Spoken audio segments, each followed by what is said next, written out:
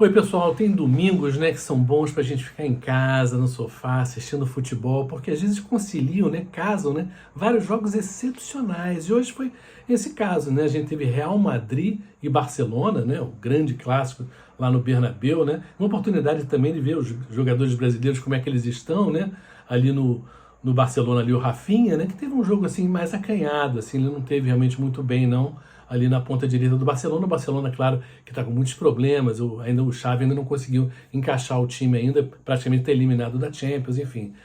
E, claro, e o Real Madrid tá com o Ancelotti lá, com o time armadinho, tudo certinho, e com três brasileiros ali, primeiro ali o Militão ali na zaga, não comprometeu, jogou direitinho, fez com o arroz dele, e o Vinícius Júnior lá na frente foi bem, assim, não foi, assim, não deslumbrou, foi muito importante no primeiro gol, embora ele tenha adiantado um pouco a bola, ele deveria ter feito o gol, enfim, mas acabou que no rebote o Benzema fez o gol.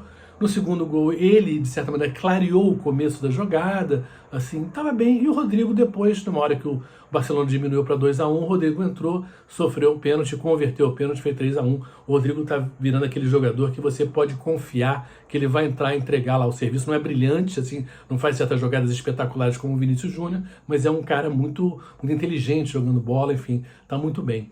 Aí depois que a gente teve o Manchester City e Liverpool, que é o grande jogo da Premier League, do campeonato inglês hoje em dia, né? Embora o Liverpool esteja, né, numa fase não muito boa, mas foi um jogaço, gente, um jogaço em Liverpool, né, em Anfield, no estádio do Liverpool, e o Liverpool ganhou de 1-0, o gol do Salah. Curioso, né, que o Salah, o grande atacante do Liverpool, o egípcio, não vai estar na Copa, e do outro lado do Manchester City, o Haaland, que é norueguês, também não vai estar na Copa, mas deu para ver ali o Fabinho bem no meio de campo, bom, e claro, os goleiros, né, o Alisson foi muito bem, até se destacou mais que o Ederson nessa vitória do Liverpool.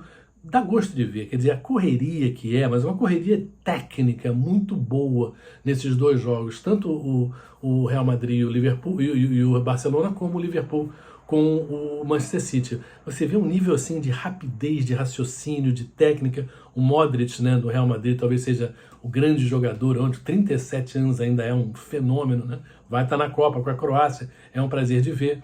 Enfim, são dois jogos que mostram um pouquinho a distância do nosso futebol brasileiro, porque no terceiro jogo de hoje que eu assisti, que foi o Paris Saint-Germain contra o Olympique de Marseille, que é o grande clássico hoje do futebol francês, né, em termos de rivalidade. O Olympique de Marseille sempre teve muito mais tradição de futebol. O PSG é um time, digamos assim, é um clube até muito novo, né, da década de 70, é muito novinho nessa história antiga que é o futebol. Enfim, mas nos últimos anos, claro, desde que o PSG foi comprado pelo grupo lá pelo pessoal do Qatar, que o PSG domina o futebol francês, e hoje não foi diferente, 1-0, gol do Neymar. A gente viu o Marquinhos na defesa jogando bem, e o Neymar na frente também, se movimentando bem ali no meio de campo, segurando às vezes um pouco a bola demais, às vezes isso irrita o adversário, irritou tanto que um zagueirão lá do Olympique de Marseille deu uma bordoada no Neymar e foi expulso. Isso preocupa um pouco, porque o Neymar, às vezes, nessa coisa da maneira dele provocar, a maneira dele jogar, ele pode se machucar, gente. Falta um mês aí para a Copa do Mundo, falta um pouco mais de um mês. E, de fato, a cada jogo desse, a cada bordoada que ele leva, é um risco que ele corre, que eu preferiria que o Neymar fosse, assim, jogasse de uma maneira, um estilo que não é o dele, né? Que é um estilo talvez mais sério, mas eu acho que ele não consegue. Mas, enfim, vamos ver, tomara que ele chegue para a Copa bem. Mas o fato é que a gente vê lá na frente, né, Messi, o Neymar e o Mbappé, são três grandes atacantes, mas o nível do futebol francês já é abaixo do futebol inglês e do futebol espanhol, nitidamente. O segundo tempo foi chato demais, o Mbappé não está bem, isso talvez seja uma boa notícia para a gente, que a França não vai chegar muito bem para essa Copa do Mundo, com 1000 problemas. O Kanté, né, durante essa semana foi cortado, tem um problema físico e não vai participar da Copa. Enfim, está acontecendo isso. Bom, a gente talvez perca o Richarlison também, que também teve um problema físico. Enfim, tem muita notícia de Copa do Mundo que é ligada a esse futebol europeu que é de altíssimo nível, de altíssima qualidade, de muita competitividade e, portanto, alguns jogadores se machucam no caminho aí.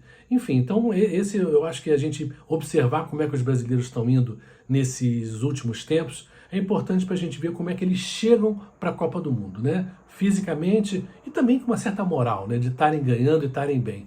E por enquanto eu acho que até o saldo tem sido bastante positivo. A gente fala mais tarde.